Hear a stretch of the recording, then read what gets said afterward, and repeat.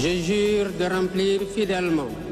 Bassirou Diomaye Faye became Africa's youngest elected leader when he took office as president of Senegal in April. Just weeks earlier, the 44-year-old was in prison, arrested during months of political unrest and crackdown under the previous government. His rapid rise to the presidency signaled a shift for Senegal, with many seeing him as a symbol of change and hope for Senegalese youth. Diomaye Faye campaigned on bold promises, reforming the economy, addressing unemployment, and securing a fairer share of natural resources for his people. As his presidency hits the 6-month mark, these issues remain central to his agenda. Young people who were crucial to his election victory are closely watching his administration's progress, especially on job creation and tackling corruption. He has now dissolved parliament and called a snap election for November, saying it has become too difficult to work with the opposition-led assembly. Some of his critics accuse him of attempting to consolidate power. Find out more as the president joins us from New York, where he'd been attending the UN General Assembly. Senegal's President Bassirou Diomaye Faye talks to Al Jazeera.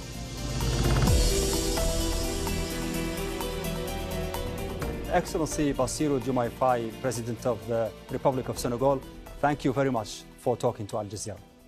You are the youngest African leader and you've just been democratically elected. And you have a grand vision both for your country and the continent. What was the most important point or message that you have delivered to the world during the meetings of the United Nations General Assembly in New York? Merci beaucoup pour l'opportunité que vous m'offrez de revenir sur ma participation à la 79e session de l'Assemblée générale des Nations unies. Cette session a été l'occasion pour moi de défendre le multilatéralisme inclusif. Comme vous le savez, le Sénégal s'est depuis très longtemps positionné dans le camp de la paix, partout où des crises ont existé, et dans la défense de la différence, de la diversité qui pour nous est un enrichissement entre les peuples. Et c'est dans cette diversité-là et dans le respect de la souveraineté de chaque pays que nous devons construire des ponts qui permettent de garantir la paix dans le monde. Et ce multilatéralisme inclusif est d'autant plus important aujourd'hui que le monde est traversé par des crises multiformes, mais qui sont aussi très préoccupantes pour la paix mondiale.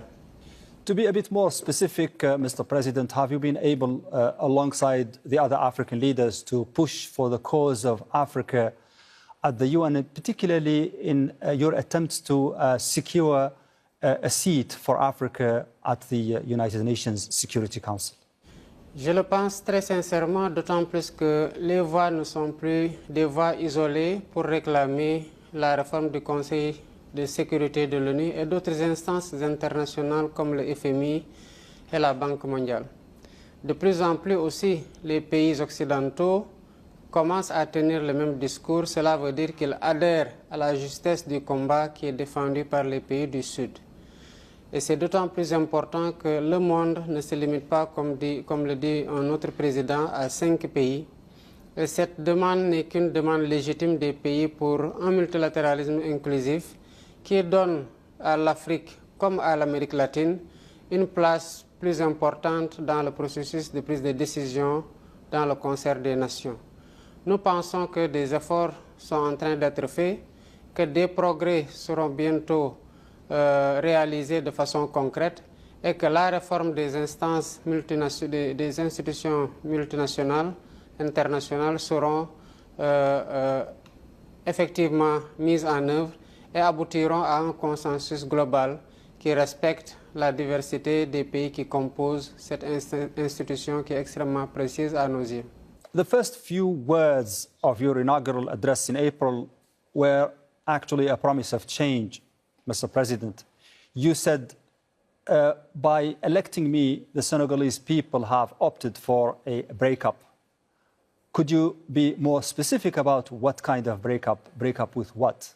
Je pense qu'il faut constater déjà que le contexte préélectoral au Sénégal a été extrêmement lourd de revendications sociales légitimes qui ont abouti quand même à des pertes en vies humaines et à des dégâts matériels importants.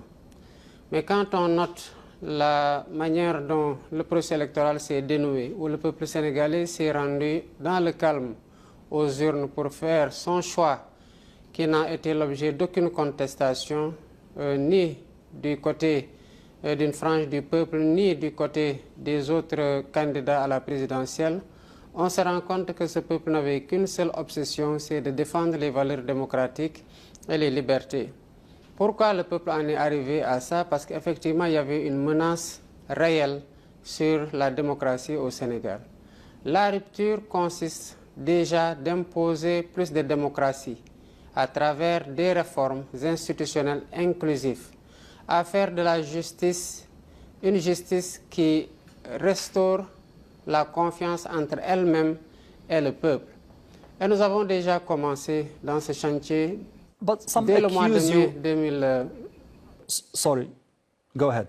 Dès le mois de mai, donc, nous avons tenu les assises de la justice et les conclusions consensuelles pour réformer ces institutions importantes dans la démocratie ont été transmises. Certainement, avec la mise en place de la prochaine Assemblée, la mise en œuvre de ces réformes se poursuivra et le Sénégal connaîtra une justice plus équitable, mais aussi le Sénégal connaîtra une meilleure gouvernance parce que les scandales ont jalonné le régime précédent et il nous appartient, comme nous l'avons promis, d'avoir une gestion qui soit véritablement orthodoxe et qui prenne en charge les priorités du pays.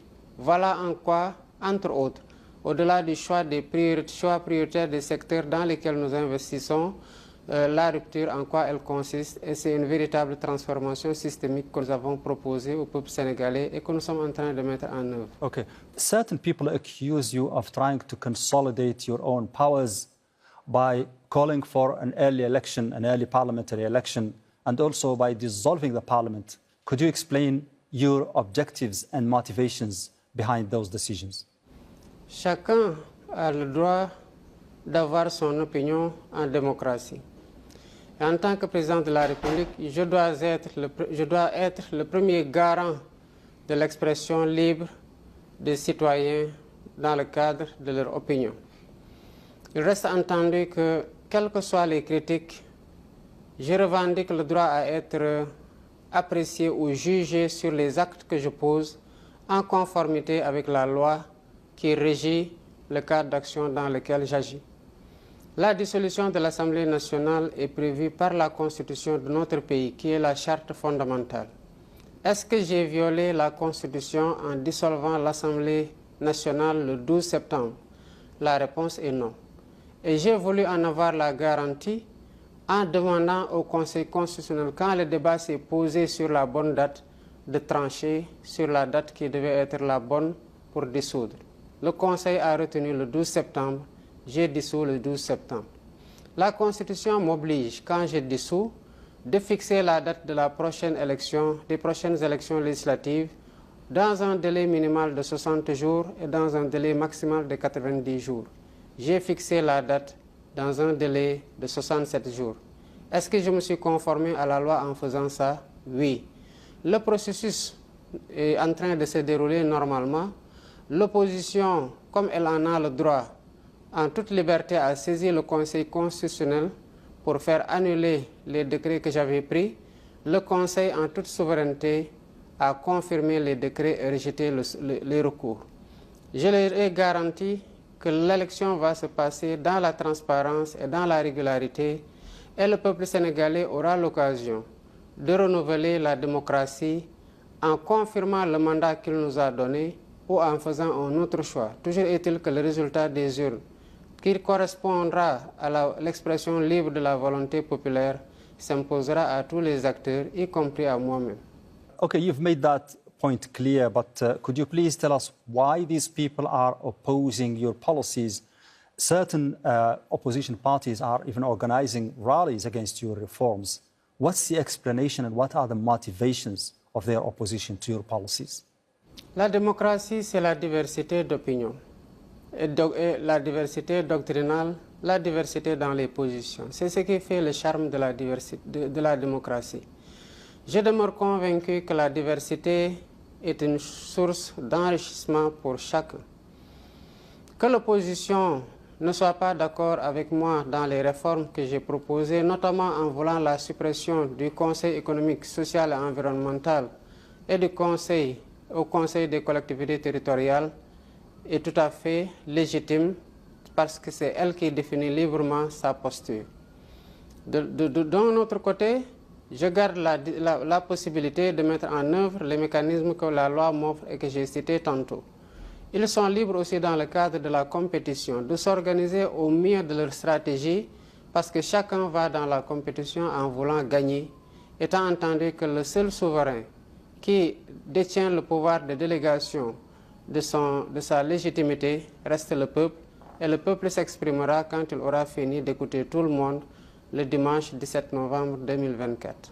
Transparency International, in its 2023 report, has ranked Senegal at 70 on a scale of 180 countries in terms of corruption index. Do you have right now some early indications of a different situation now that you are the president? L'un de mes plus grands chantiers est la lutte contre la corruption. Je l'ai affirmé dès ma candidature en faisant œuvre de transparence complète sur mon patrimoine que j'ai déclaré étant candidat. Et je me suis soumis à cette déclaration de patrimoine dans les 100 jours de mon mandat alors que la loi ne m'imposait pas de délai. J'ai imposé aussi à tous les ministres de mon gouvernement de respecter le délai qui leur a été fixé pour déposer leur demande leur déclaration de patrimoine. D'un autre côté, j'ai mis en place le pôle judiciaire financier, qui est l'organe judiciaire qui est chargé de réprimer les délits financiers et économiques. Et il a commencé à faire son travail dans la sérénité et en toute souveraineté. D'autres réformes interviendront. Des projets de loi sur la transparence sont disponibles. Il s'agit d'un projet de loi sur la déclaration de patrimoine pour élargir le champ des assujettis, d'un autre projet de loi sur la protection des lanceurs d'alerte en matière de corruption et de délits économiques, d'un autre projet de loi qui doit modifier les pouvoirs de l'organe de répression de la corruption en les renforçant, et d'un projet de loi sur l'accès à l'information. Cette série de 4 lois, quand elles seront votées, renforceront fondamentalement le dispositif de lutte contre la corruption à côté de la reddition de comptes qui est en train de se dérouler normalement.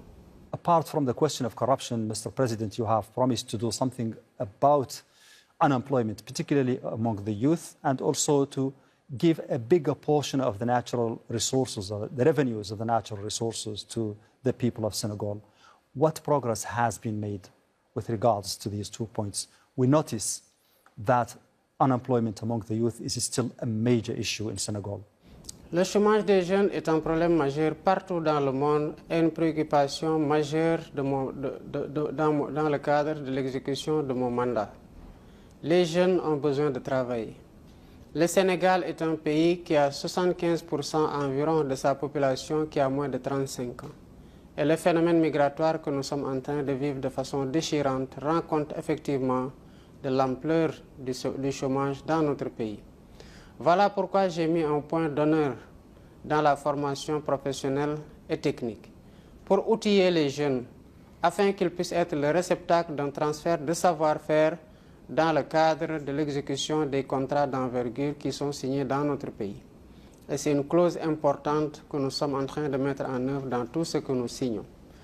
Je dois dire aussi qu'en voulant investir massivement dans l'agriculture qui mobilise près de 70% de la population active, et en voulant investir dans l'industrialisation pour ajouter de la valeur et transformer les matières premières dans notre pays, mais aussi pour créer des emplois, en voulant investir massivement dans la digitalisation à travers une stratégie qui est en train d'être finalisée pour donner aux jeunes la possibilité de profiter des potentialités qu'offre le numérique et les services qu'il annexe, Nous sommes en train de prendre à bras le corps un problème dont nous sommes pleinement conscients, à savoir celui de l'emploi des jeunes.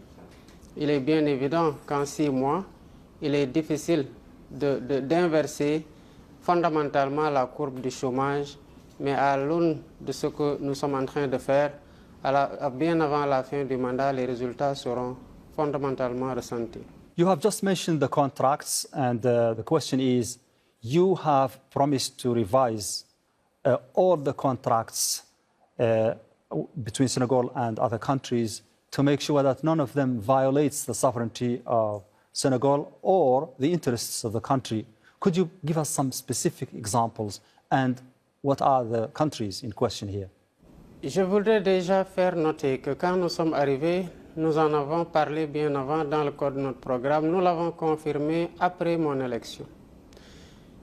Nous avons mis en place depuis bientôt un mois ou un peu plus un comité de relecture de l'ensemble des contrats. Ce comité est en train de travailler à faire l'inventaire des conventions et contrats qui ont été signés par le Sénégal. L'objectif étant de voir est-ce que les autres parties ont respecté leurs obligations et leurs engagements dans le cadre de l'exécution de ces contrats, et le cas échéant, continuer à renforcer le partenariat avec eux. Si ces parties n'ont pas respecté les engagements et les obligations que la loi leur impose au Sénégal, ou que les contrats qu'ils ont signés leur imposent, évidemment qu'il va falloir revenir à une plus grande équité et à un plus grand équilibre contractuel. Nous nous sommes attachés les meilleurs cabinets qui ont fait leurs preuves dans d'autres pays d'Afrique pour faire aboutir la renégociation des contrats dans lesquels le déséquilibre est flagrant. En guise d'exemple, quand je suis arrivé, il y a eu des concessions exactes que j'ai arrêtées. La concession des chantiers navals de Dakar a été signée à la hâte et en violation des règles qui régissent la signature des contrats. Je l'ai arrêté, un comité a été mis en place et nous sommes en train de le relancer, étant entendu que toutes les parties qui sont intéressées par l'appel d'offres pourront à nouveau soumissionner, mais nous avons voulu garantir que sur les 20 ans ou plus dans lesquels on attribuera la concession, que les intérêts du Sénégal auront été pleinement pris en charge. So, President, your ties with Ousmane Sonko are very close. Is there a risk that his presence might overshadow your governance, and what influence does he have right now on the policies that you make? Je pense qu'il n'est pas utile de rappeler que Ousmane Sonko, le Premier ministre, n'a pas été dimensionné pour un poste de Premier ministre. Donc il est tout à fait normal qu'il occupe une place importante dans l'architecture gouvernementale en étant le chef, donc en déroulant, qu'il prenne toute la place qui est la sienne dans le cadre de l'exécution de ses missions. Il ne va pas au-delà. La loi et la Constitution ne lui permettent pas d'usurper mes prérogatives et il ne le fait pas. Sous ce rapport, tant qu'il se déploie de façon efficace dans le cadre de la mise en œuvre du projet, il aura mon satisfecit et il est en train de le faire et de le dérouler en toute loyauté, avec toute l'abnégation qu'il faut et tout l'engagement qu'il faut. You've talked about the creation of a vice presidency and also of reducing the powers of the President of the Republic. Why do you think these reforms are necessary, and when do you think they will be introduced? D'abord, quand j'évoquais le poste de vice-président, il était question qu'il soit élu à l'occasion d'une élection présidentielle dans le cadre d'un ticket entre le président et le vice-président. La prochaine élection, avec cette hypothèse de réforme, se déroulera en 2029. Pourquoi nous avons proposé une telle réforme? Pour la simple raison que les pouvoirs du président de la République au Sénégal, tels que la Constitution les répartit entre lui et les autres institutions et même au sein de l'exécutif, sont exorbitants. Et c'est un devoir de mémoire et de vérité que de le reconnaître. Il reste entendu que cette réforme n'est pas aujourd'hui une priorité puisque le cadre dans lequel il doit se dérouler va arriver en 2029. Mais les réformes de la Constitution de façon générale, impliquant ce point comme impliquant d'autres points, vont être pris en charge dans le cadre de la nouvelle Assemblée ou s'il était nécessaire dans le cadre d'un référendum qui sera soumis à l'appréciation du peuple. Mais dès 2013, il faut le rappeler, la Commission nationale de réforme des institutions recommandait un rééquilibrage des pouvoirs au sein de l'exécutif entre le président de la République et le Premier ministre.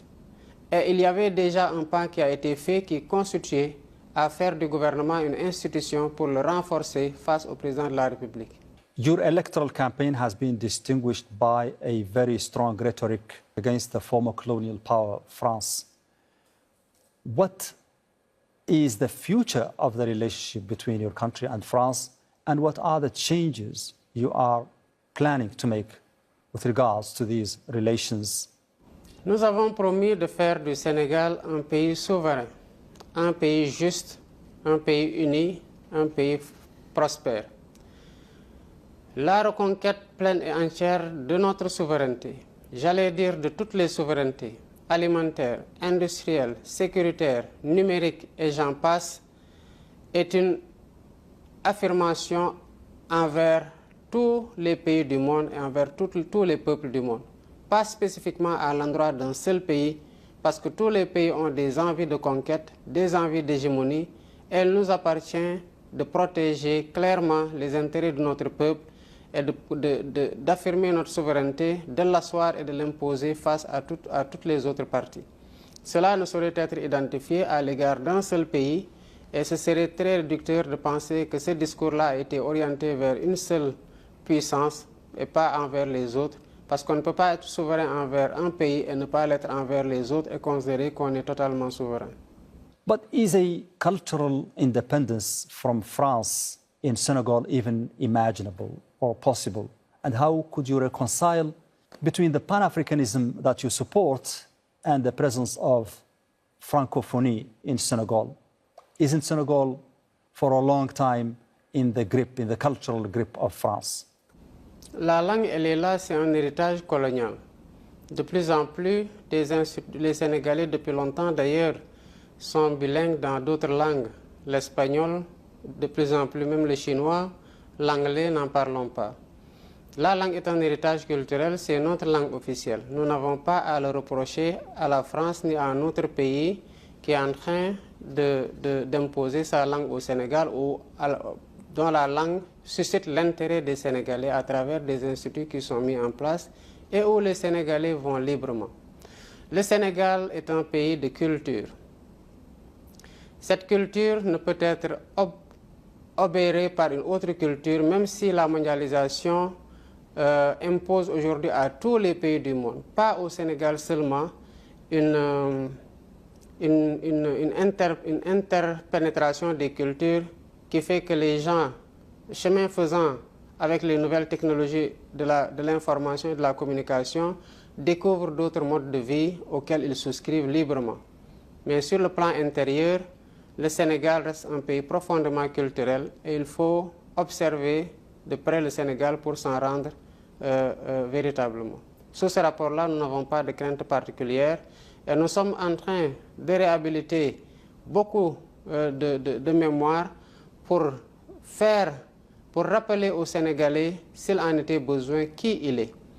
La commémoration à venir du massacre de Thiaroye le 1er décembre 2024, 80 ans après, est quelque chose qui doit être inculqué aux jeunes pour qu'ils sachent la trajectoire qui a été faite par leurs arrière-grands-parents et ce que doit être leur place dans le concert des nations. So, do we understand by what you said that French is there to stay as well as the franc CFA? Pourquoi ça dérangerait? Toutes les langues sont les bienvenues au Sénégal. L'important étant que le Sénégalais qui sort du Sénégal ou qui est en contact avec un étranger puisse interagir avec lui dans le cadre d'un dialogue fraternel entre les nations qui passe forcément par les hommes. You have worked for the return of Mali, Burkina Faso and Niger to the CEDEAO, the ECOWAS community of West African nations. What was the impact of their quitting that organization on the stability in the Sahel, and why have you asked for their return? D'abord, on ne peut pas encore parler de retour parce que le délai de préavis expire en janvier. Ce que nous demandons, c'est que plutôt qu'ils restent, pas qu'ils reviennent. Et nous respecterons leurs décisions. J'ai été nommé médiateur. Mon rôle est de travailler à ce que les différentes parties se retrouvent autour d'une table et qu'ils puissent se parler pour aboutir à la solution la moins conflictuelle possible. The Russian model of cooperation has attracted several members of the security pact called G5 in the Sahel. Apparently, they look at it as the most expedient and quickest way to get rid of the hegemony of the former colonial power, France. With regards to Senegal, to what extent is Senegal impressed by that model? Les pays sont libres et souverains. Ils décident librement et en toute souveraineté de nouer des coopérations avec les partenaires qu'ils veulent. Le Sénégal respecte cette souveraineté et les choix de chaque pays par rapport aux partenaires avec lesquels il entend traiter, quel que soit le domaine de coopération que ces pays ont librement choisi. Parce que le Sénégal aussi choisit les pays avec lesquels il coopère et personne ne lui imposera des pays avec lesquels il va coopérer. Mais je rappelle que dès 1962 ou bien avant, le Sénégal avait fait déjà preuve d'ouverture vers d'autres pays. Et c'est cette logique-là qui continue aujourd'hui, qui a été davantage exploitée ou renforcée par le président Abdoulaye Wade envers les pays du Golfe, envers les pays de l'Amérique latine, envers les pays du Pacifique et envers d'autres pays occidentaux avec lesquels nous avons des relations traditionnelles et privilégiées que nous entendons renforcer comme avec tous les autres partenaires. Le Sénégal, comme je l'ai promis, est un pays ouvert à toutes les coopérations gagnant-gagnant qui sont respectueuses de notre souveraineté et de notre vivre, des fondements de notre vivre ensemble au Sénégal. Finally, Mr. President, at this moment of uncertainty, what is the message that you want to convey to the people in Senegal, both to those who support your policies and those who oppose them?